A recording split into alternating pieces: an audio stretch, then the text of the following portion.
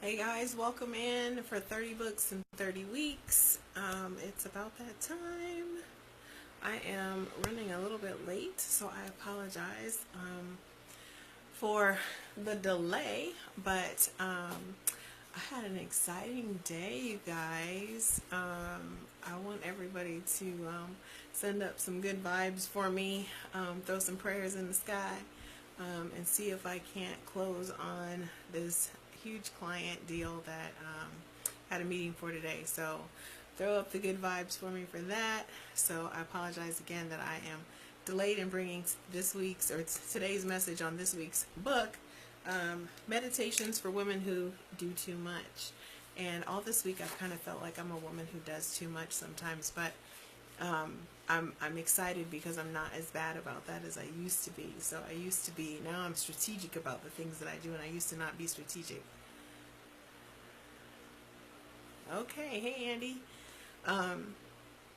So I'm strategic about it, and but like I said, today was a really great meeting. Has the potential to be a game changer if I can close on this client. So that is super exciting. For those of you as you're coming in, please feel free to share the video out. Invite some others to join. Pam Blair, what's going on, Mama? Invite some people to join in. If you are coming in for the first time, you're not really familiar with me, you're not really familiar with 30 books in 30 weeks, let me update you. So my name is Marcy Batiste. Thank you Andy, I am a public speaker and author and America's #1 reality-based success and recovery trainer. Helping women shine is my specialty. That curing emotional bankruptcy is what I'm all about. Truly helping them to discover and embrace their star power so that they can address issues from the past, maybe cure some emotional bankruptcy, deal with some issues that leave you feeling a little spiritually unaligned, and that physical exhaustion from just doing too much for everybody else and not saving anything in your reserve tank for yourself.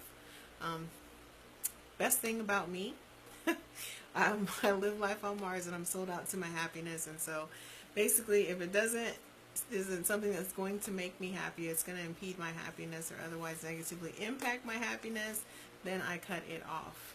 Relationships, people, places, things, it doesn't matter. Has to go. So that was one of my strategies for containing my inclination to be a woman who does too much. And so that's why this little book right here, small but mighty, has meditations for daily inspirations for women who do too much. And so I want to talk about today's subject matter was about the feeling of despair that often comes along with doing too much for other people and not saving anything in your reserve tank for yourself. And it's a common thing. And a lot of times we get to the place where we're so far in doing everything for everyone else and getting nothing back in return that we kind of don't know how to fix it. We don't know how to get out of that routine. It becomes a rut. It becomes part of our natural being. And so you have to be really strategic about pulling yourself kind of up out of those pits. Hey, Kara. And it requires, you have to be very intentional about it. It requires a strategy. It doesn't just happen overnight. We think that we can get ourselves into these situations over a long period of time, a number of years, building these relationships, building them in a way that is not healthy for us. But then when we decide, oh, this doesn't work for us, we just expect for everything to go back to the way we want it, and it's not having any impact. And it doesn't work that way. So you have to be intentional about it. You have to be strategic about it. And so today's message really is about the perception of being powerless. And truly being powerless, when I hear someone say, I couldn't help it, I didn't have any control over it, I was powerless, there are very few instances where you're truly powerless. And short of someone holding a gun to your head, even then you have a choice. And that seems really extreme, but you have to take an extreme approach to change sometimes. Change is scary, but it's only hard in the middle. It's scary going into it. I did a post about that today. It's scary going into it, but it's only hard in the middle. And that change is the thing that's going to allow you to reclaim your power. And so many times we feel like, you know, I have a question that I ask all of my new clients. And one of the things I always ask them is there's actually an assessment that they do. And one of the questions on the assessment says, I feel like if I don't do it, it won't get done. And based on how they answer that question, that tells me a lot. That tells me that they've assumed responsibility over a lot of things that are not their responsibility. And that's a surefire way to start feeling like you're powerless, because you feel obligated to these other individuals and they're meeting their needs, providing, whatever service to them, reaching out to them, whatever the case may be. Like you're sold out to that, but it's not giving you anything back. And that's where you begin to develop those feelings of being powerless, because you're so invested in their success, in getting what they need, meeting their needs, that you're not paying attention to the investment in yourself. And so when we talk about really truly managing and optimizing your personal and professional investments, that's one of the big things. That's how you reclaim the power. That's how you take back that feeling of powerlessness. And I will tell you that feeling powerless is a very, very it's a very damaging emotion. It leads to depression. It leads to suicide. It leads to a lot of really bad decisions because you feel like you can't get out any other way. And so you have to change that perception of what powerless truly looks like.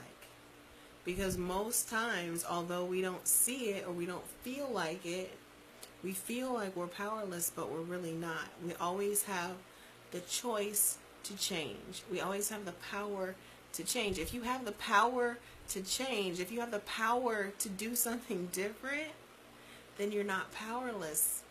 You're not. And that's a really, really hard thing for people to understand, that I do hold the power. I have control over my destiny. I get to choose what relationships look like for me. I get to choose what my personal and emotional and time and energy investments. I get to choose what am I making those investments in? Am I making it in things that don't serve me well? Are they not serving my greater good? And if that's the case, then you have the choice to change. And that's the game. That's the key to turning off that perception of powerlessness and turning on the perception of power, and understanding you really truly do always have within you power to be able to say yes, to be able to say no. It's hard. I'm telling you, I know it's hard. I know change is hard, but it's only hard in the middle. I promise you. It's scary going in. You get in it. You're like, oh, damn, this is tough. I don't want to do it anymore. That maybe I made a mistake. You start questioning yourself. You start feeling like, oh, no, I'm in too deep. But once you get past, if you can just push past that feeling in the middle of change, it's, baby, let me tell you what's waiting on the other side. Happiness, joy, peace, power, comfort, respect, loyalty, money, success. All of the things that you say you want, you're compromising when you give away your power. When you adopt that perception of powerlessness, because it really is a perception, when you adopt that and you co-sign for that, then that's what you're stuck with. But if you know all the time, always, you always have the ability to make a change. You have different is waiting. I'm a testimony. Different is waiting. My life looks so different now than it did 15 years ago. So different. I'm not 400 pounds anymore. I don't even live in the same state. I live in Arizona now. I used to live in Iowa. My kids are grown. I left corporate America. I have my own business. Like, I've written 7 books. I now teach other people success and recovery strategies. I'm a public speaker. All of that, y'all, was in me all along. I'm a testimony. I'm living proof that when you change that perception of what you have as far as power, what your abilities are, what your capabilities are, you can overcome that feeling of powerlessness, because you're never without power. You always hold the power. You have the power to change. You have the power to do different. And once you get past that tough part in the middle and you start on that downhill slide, it's a whole different story. And I'm telling you, what's waiting for you on the other side of change, baby, it's a beautiful thing. It's a beautiful thing.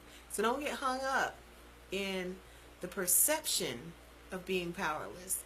Understand that that is just a feeling. It's an emotion, and it's one that you have complete control over. You have the ability to change that, to correct it, to alter that path to something else. So that's the message for tonight. Thank you guys, as always, for living life on Mars, for joining in with me, and for sharing the message. Thanks. I saw 220, best publishing house ever. Speaking of writing 7 books, that's my publishing company. So big shout out to 220 for sharing the video and for joining in. But that's the message, you guys. Like, in all seriousness, if I had stayed subscribed to my perception of being powerless, I never would have written 7 books. I never would have left corporate America. I never would have become a public speaker. I never would have become a trainer for other people. I would never become a domestic violence champion.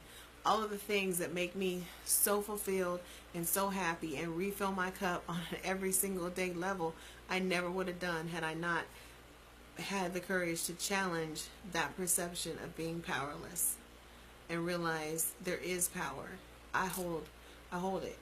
It's in my hands. It's up to me. I can make the change. So that's the message. Y'all have a great night. As always, thanks for living life on Mars. We'll talk to y'all tomorrow. Have a good one.